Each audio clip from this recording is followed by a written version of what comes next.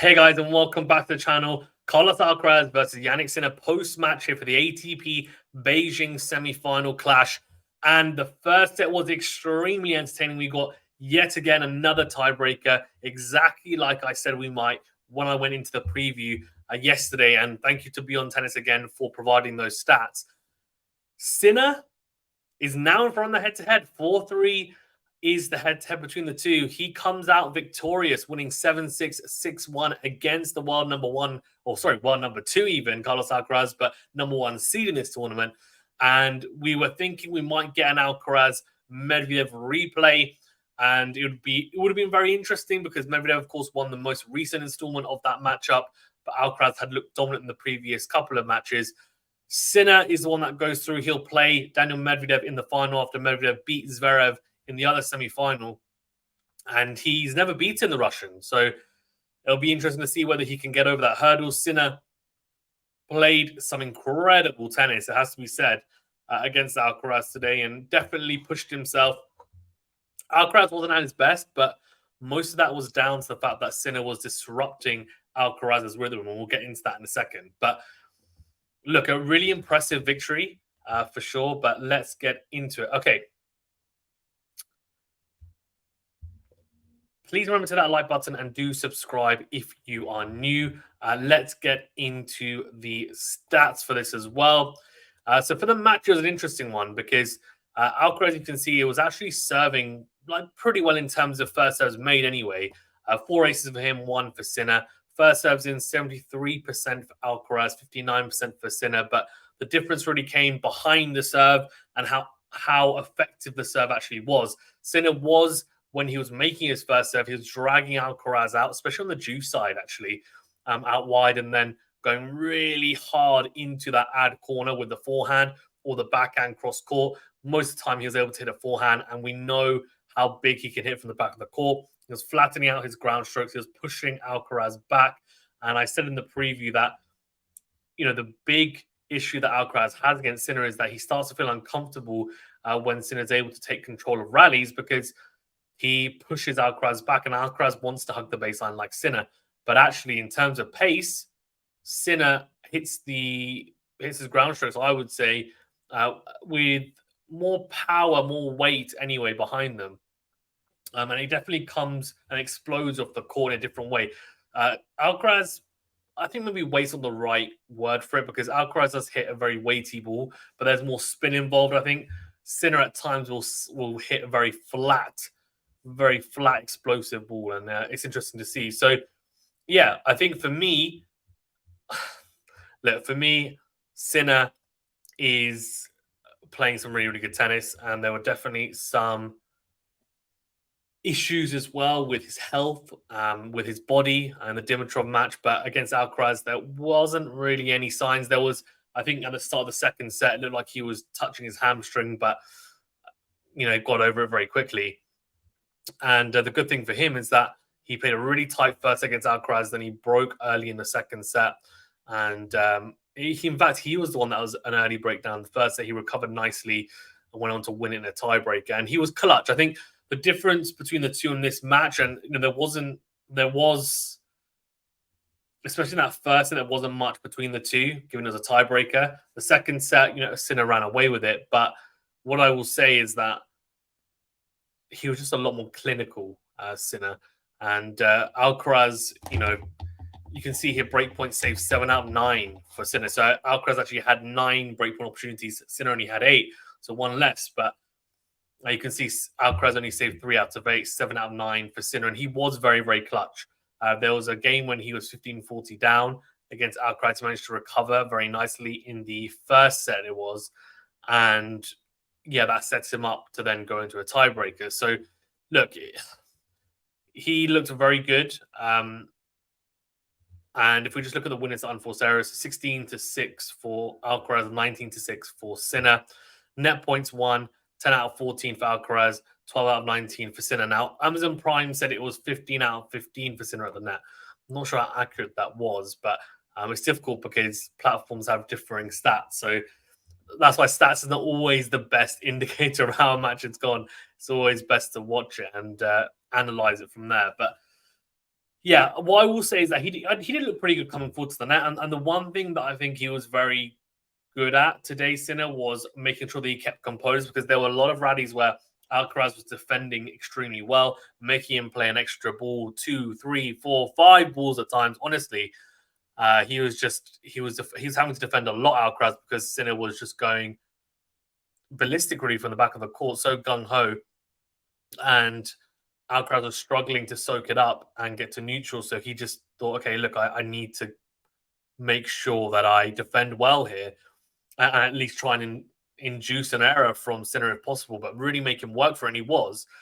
But Sinner kept his cool, kept his cool. I was really impressed with the limited errors that he made in those circumstances in the big points. And the biggest thing for me in terms of tactically was he implemented his game plan in the ad court exchanges extremely well. And I mentioned it in my preview that in the past, he'd been able to boss those exchanges for the most part against Alcaraz, especially backhand to backhand, and just not even just backhand to backhand, the ad court exchanges. It really was. And I think, in the last match against Alcaraz and in some matches since that Wimbledon win and the Newmark win last year, Alcaraz has managed to kind of solve that a little bit. But here in Shanghai, that issue came to fruition again. He looked very rushed. To be fair, not just in the ad court, but more than the juice court. He looked very, very rushed and he made a lot of errors. It'd be interesting to see the breakdown of backhands and forehand errors because I think he had a lot of backhand errors. I think he netted a lot of backhands.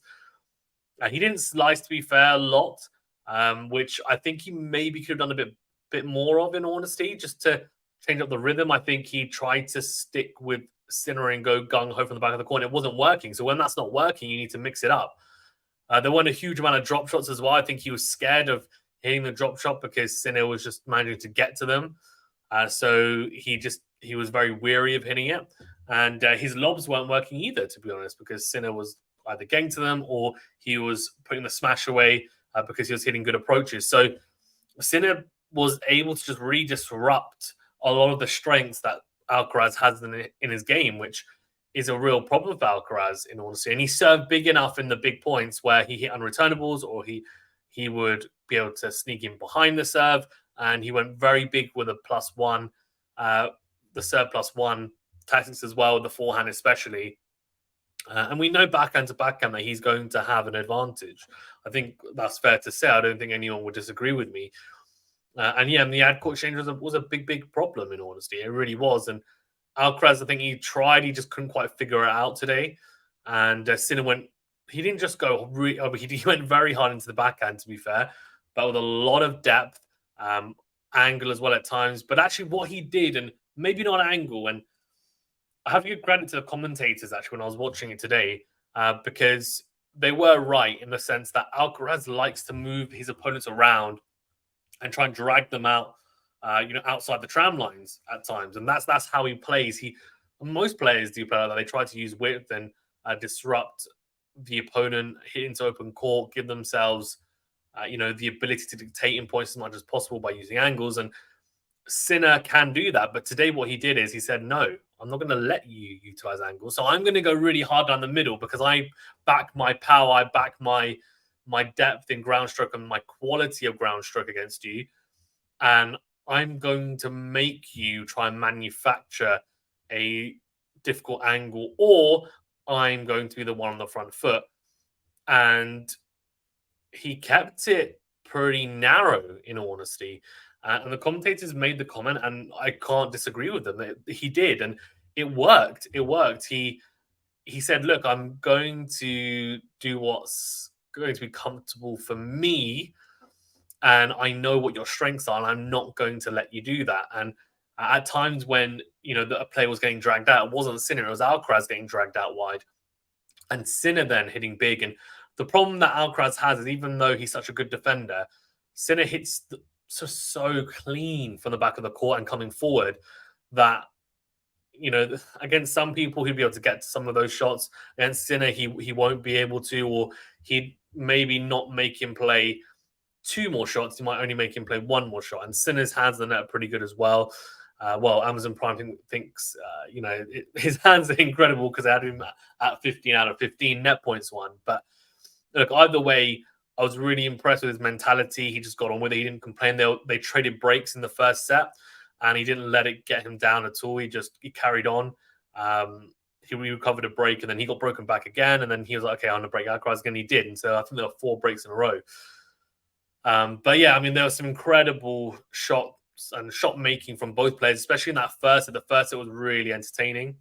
One thing was that actually he had an advantage in the first set tiebreak. He kind of let it come back into being quite competitive. I think he was 4-1 up.